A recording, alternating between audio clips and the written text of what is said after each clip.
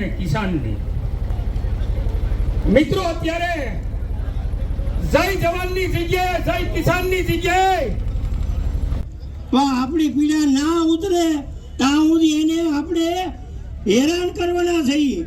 અને તમે વિચાર કરો કે પ્રણામ ભગવાન કી આજે આપણે મારું ઈ કહેવાનું છે કે ફરીથી જય ઘોષ કરીએ। લાયક ભાજપ કાન ખોલીને સાંભળી લો, આ કિસાનનો અવાજ છે, આ ખેડૂતનો અવાજ છે।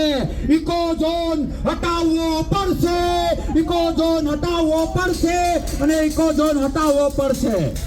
આવો સૌ સાથે મળીને ખેડૂતની ખાનદાની તમારો ને મારો પરસેવો એક પરસેવાને એવી તાકની અંદર આવડી મોટી સંખ્યામાં ખેડૂતો અહીંયા હાજર રહેવા માટે મજબૂર થશે। એટલે આપણે બધાએ પૂરો દમ લગાડવાનો છે ને આમાં કદાચ મહિના હોય જાય ને વર્ષો જાય તો તૈયારી તમને નરું શકીએ કમ આ બેઠા બેઠા મને વિચાર આવ્યો, હું કહી દઉં જેવું લાગવું એવું સારું લાગે ઠીક છે, ન લાગે તો ભગવાન મને માફ કરે। મેં નક્કી કર્યું છે કે આ ભગાભાઈ રાજેશ ચુડાસમા અને ભાજપની આખી ટોળકી અમારો વિરોધ કરે છે અને એમ કે છે કે આ લોકો રાજનીતિ કરે છે, ગોપાલ ઇટાલીઓ ને બધા રાજનીતિ કરે છે। ભાઈ અમે હું કામ રાજનીતિ કરીએ? મત તમને આપ્યા છે, ચૂંટણી તમે જીત્યા છો, તમે નીતિ કરો, તમે ઇકોઝોન હટાવો। ગોપાલભાઈ શું કામ આવે? તમે ઇકોઝોન લાવ્યા એટલે હું આવ્યો, તમે ન લાવ્યા હોત તો હું અહીં શું કામ આવે? અહીં કે અમારે કઈ કામ છે?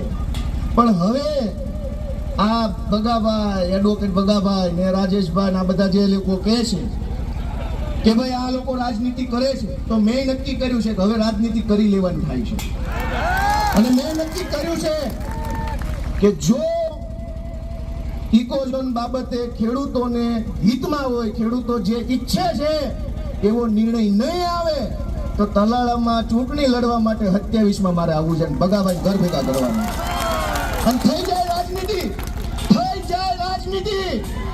અને પછી એક વખત હું છું અને જંગલવાળા છે, જોઈ લેવું કોણ ભોગે છે। ખેડૂતો ઉપર બહુ ત્રાસ ગુજાર્યો છે, વકીલની હામાં પડી ગયો એટલે અમે તમને કહીએ કે અપ્રમાણસર મિલકતના ગુના કેમ દાખલ થાય છે, આવક કરતા વધુ સંપત્તિ કોણે કોણે બનાવી છે, 25,000ના પગારમાં 5 લાખની ગાડીઓ લઈને ફરો છો, એ એસીબી એક્ટ પ્રમાણે ગુનો છે કે અમે બતાવશું। અમને નથી ખબર પડતી ક્યાં ફરિયાદ અપાઈને હું લખાય।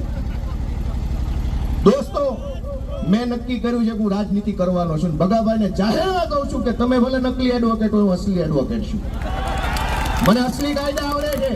મેં નક્કી કર્યું છે કે આ વિસ્તારમાં હું ચૂંટણી લડવા માટે પણ આવીશ, જો જરૂર પડશે તો એ વખતે તમે નક્કી કરજો ગોપાલભાઈ લવાય કે ન લવાય। અત્યારે નહીં, અત્યારે મારો નિર્ણય મેં કીધો, જ્યારે હોય ત્યારે વિરોધ પક્ષ અવાજ ઉઠાવે તરત કે રાજનીતિ કરે છે, આંગણવાડીની બહેનો હોય અવાજ ઉઠાવીએ તો કે રાજનીતિ કરે છે, ડીએપી ખાતર ન મળે અવાજ ઉઠાવીએ તો કે રાજનીતિ કરે છે, બળાત્કારો થાય ભાજપના માણસો ઘરમાં ઘૂસીને બળાત્કારો કરે અમે વિરોધ કરીએ તો કે રાજનીતિ કરે છે, ભાજપના માણસો ડ્રગ્સ વેચે અમે વિરોધ કરીએ તો કે રાજનીતિ કરે છે, ભાજપના બુટલેગરો પોલીસ સ્ટેશનમાં જેને ચાકુ મારી આવે અમે કહીએ વિરોધ કરીએ તો કે રાજનીતિ કરે છે। હવે રાજનીતિ કરી લેવાની છે ને ઘર ભેગા કરી દેવાના છે। અને ઇકોઝોન તો હટતા હટશે, પણ હવે તો આ બધા ભાજપ વાળાને હટાવવાની સંકલ્પના લેવાની છે।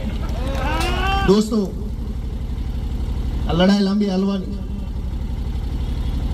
કેમ કે કરોડો રૂપિયા જેની પાસે હોય એવી કંપનીઓ ને એવા માણસો આની પાછળ લાગ્યા છે। તમને એમ લાગે કે ઇકોઝોન સરકારી કાયદો, એવું નથી। રૂપિયાવાળાની નજર આ જંગલ, આ સિંહ અને આ કેરી ઉપર પડી છે।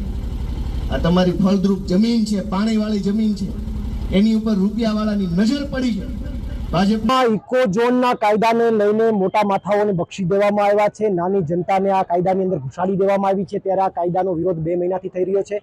આજ રોજ ભાલસેલ ખાતેથી શાસન ખાતે એક મોટી વિશાળ ટ્રેક્ટર રેલી કે જે કદાચ ભૂતકાળમાં કોઈ સૌરાષ્ટ્ર કે ગીર વિસ્તારમાં ક્યારેય નહીં થઈ હોય એવી વિશાળ ટ્રેક્ટર રેલી સાથે લોકો હજારોની સંખ્યામાં શાસન આરએફઓ કચેરી ખાતે પહોંચ્યા હતા। અહીંયા માનનીય આરએફઓ સાહેબને આ ઇકોઝોન સદંતર નાબૂદ કરવા માટે આવેદનપત્ર આપવામાં આવ્યું છે અને સાથે સાથે જો આ સરકાર ઇકોઝોન નાબૂદ ન કરે તો ઇકોઝોનની લડતની અમારી આગામી રણનીતિ એ છે કે સરકાર ઇકોઝોન નાબૂદ નહીં કરે તો રસ્તા પરની લડાઈની સાથે સાથે આગામી દિવસોમાં અમારી કાયદાકીય અને રાજકીય લડાઈ પણ શરૂ થશે. રાજકીય લડાઈમાં અહીંયા હાજર તમામ ગીરના લોકોએ એક વાતને સ્વીકારી છે કે જો ભાજપ આ ઇકોઝોન નાબૂદ નહીં કરે તો આ વિસ્તારમાંથી અમે ભાજપને નાબૂદ કરી અને ઉખાડીને ફેંકી દઈશું.